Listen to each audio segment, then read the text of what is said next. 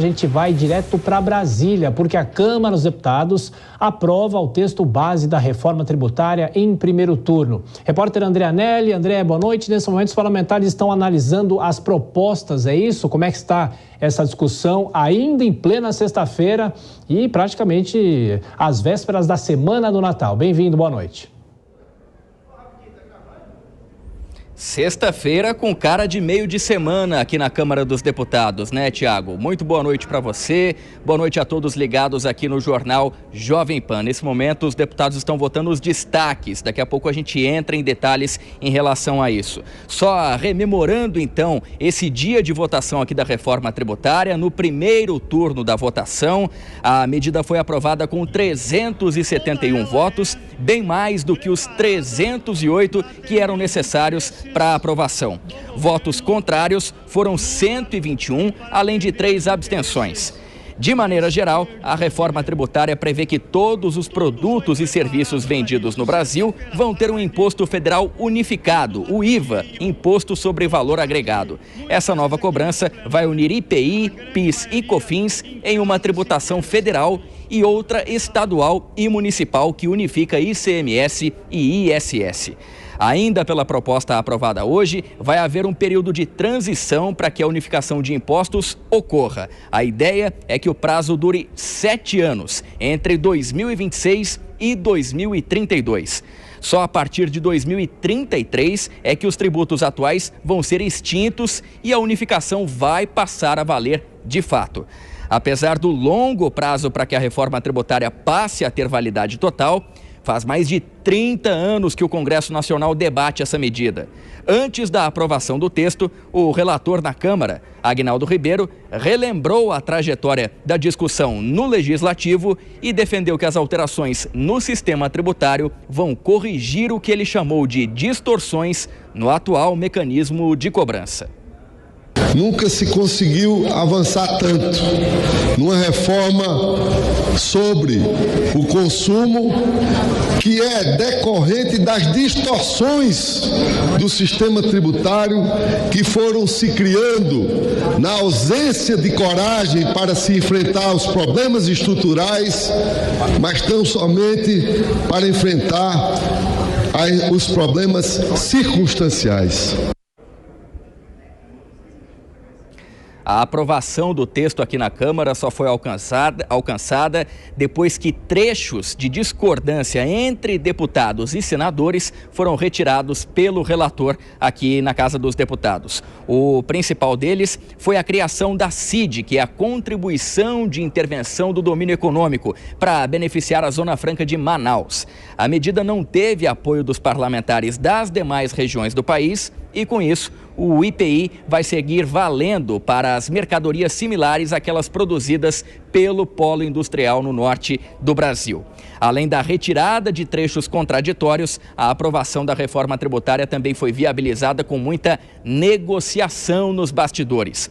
O ministro da Fazenda, Fernando Haddad, foi o responsável por articular um texto comum com o presidente da Câmara, Arthur Lira, e com o presidente do Senado, Rodrigo Pacheco, juntamente com os relatores das duas casas.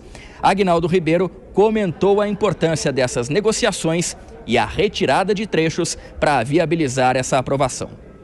Nós fizemos, isso é uma pergunta importante, que eu acho que é relevante para todos, nós fizemos de forma a não ter devolução para o Senado de texto, portanto, nós nos manifestaremos hoje sobre o nosso parecer e aí estaremos prontos para promulgar a reforma tributária do Brasil.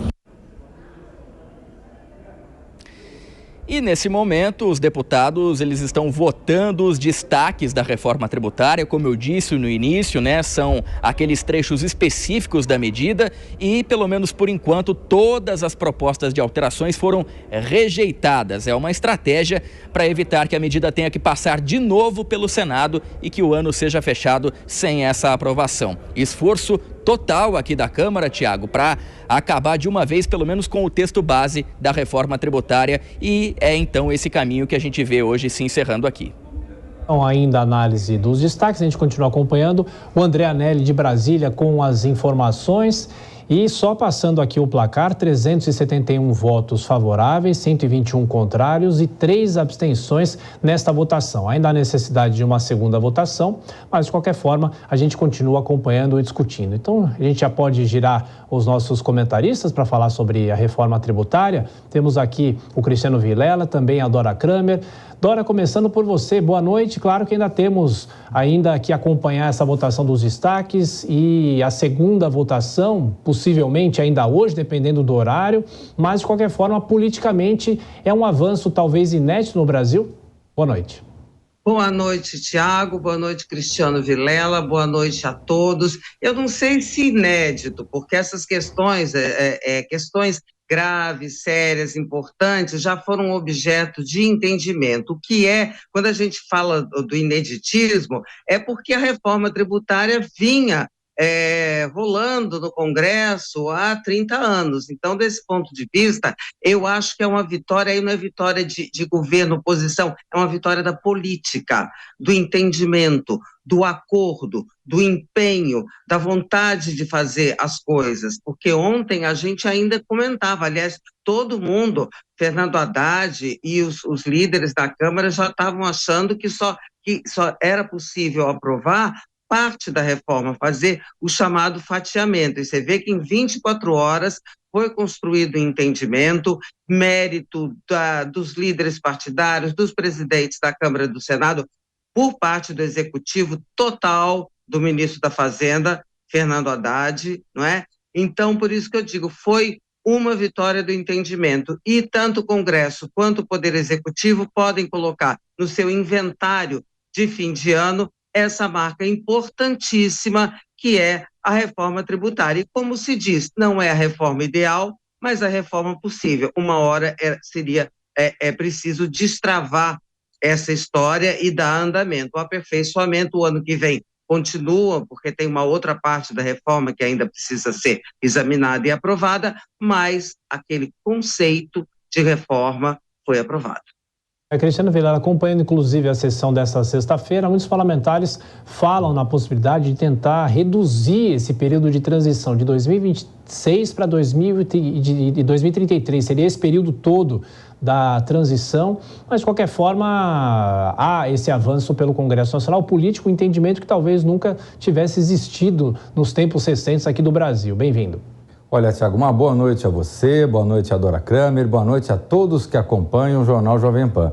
Exatamente, eu vejo com uma certa dificuldade essa expectativa de redução desse período, até porque esses 7 anos contados com o ano que nós temos hoje, daria 8, que é justamente o período onde o presidente da República e os governadores que foram eleitos, que assumiram agora em 1º de janeiro, vão permanecer no cargo. Fica mais fácil você fazer qualquer acerto, qualquer ajuste, um ajuste difícil como esse da reforma tributária, sabendo que as consequências vão cair no colo de uma outra pessoa e que não sejam os governadores e presidentes atuais. Então eu vejo que dificilmente esse tempo diminua. A reforma, ela avança, no meu entendimento, muito pouco. Eu tenho criticado muitos pontos porque eu vejo que demorou tanto para acontecer que ela podia avançar um pouco mais. Tem algumas coisas que ainda estão no escuro. Hoje nós não temos claro de quanto será esse percentual de tributação que ficará na maioria das empresas e dos produtos. Mas, de qualquer forma, é importante analisar que há sim uma vitória do governo e especialmente uma vitória do ministro Fernando Haddad. Bom, a gente vai dar uma passada agora até o plenário do Congresso Nacional, da Câmara. Nesse momento, o deputado Marcel Van Hatten está na tribuna e os parlamentares, nesse momento, estão analisando os destaques. E como o André Anelli falou, a estratégia é de que todos esses destaques sejam rejeitados para que a matéria não tenha que votar para o Senado. Acompanhe um trecho aqui no Jornal Jovem Pan. Ser boa para a minha indústria, porque, de fato, para o setor industrial vai acabar simplificando bastante, para o resto do país não é boa e, portanto, eu votaria contra se deputado fosse, e elogiou a minha postura de ter votado lá atrás no primeiro turno contra a reforma. É interessante dizer isso porque está se vendendo a ilusão de que com essa reforma tributária nós teremos um Brasil que vai andar melhor, com menos burocracia, com manicômio tributário resolvido. Uma partezinha só. Infelizmente, porque na sua origem a reforma proposta era muito boa. No entanto, a promessa que foi feita não está se cumprindo nesta noite aqui no plenário. A promessa de que 5 impostos se tornariam apenas 1 não é verdadeira, agora são 4.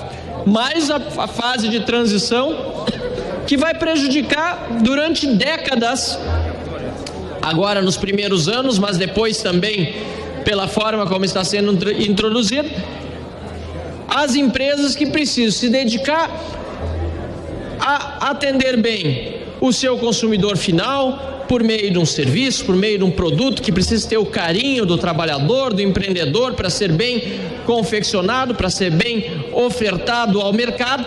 Em vez de cuidar do seu produto ou do seu serviço, em vez de cuidar da sua atividade fim, os empreendedores terão de investir ainda mais tempo do que hoje investem para tratar da atividade meio, que é saciar a voracidade estatal por meio da sua burocracia e por meio da carga tributária. Porque essa é a segunda promessa não cumprida. Repito, a primeira é que iria simplificar, deputado Paulo Fernando. E a segunda promessa é que não aumentaria imposto.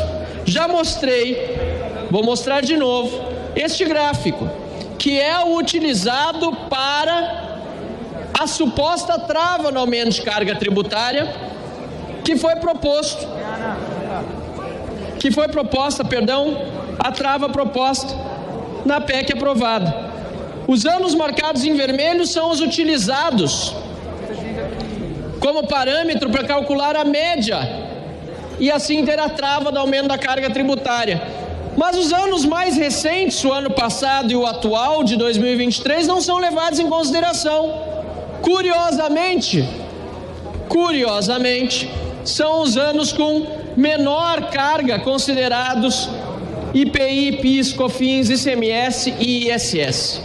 Portanto, a segunda promessa não cumprida está aí, a de que não teríamos elevação de carga e que a reforma tributária seria neutra. A terceira promessa é que teríamos mais Brasil e menos Brasília com uma reforma tributária. Que teríamos com uma reforma tributária um sistema que privilegiasse os entes federativos mais locais e, em particular, os municípios. Não é o que está sendo entregue à sociedade brasileira nesta noite. Também, neste mesmo aspecto, na questão federativa, estamos vendo aqui desigualdades regionais sendo perpetuadas por meio de privilégios. Bom, aí o deputado Marcel Van Hatten, que é do Partido Novo. O Novo tem uma postura, apesar de serem favoráveis à reforma tributária, mas eles estão se posicionando muitas vezes contra os principais pontos desta reforma. Então a reforma já foi aprovada em primeiro turno na Câmara e agora os parlamentares estão analisando os destaques.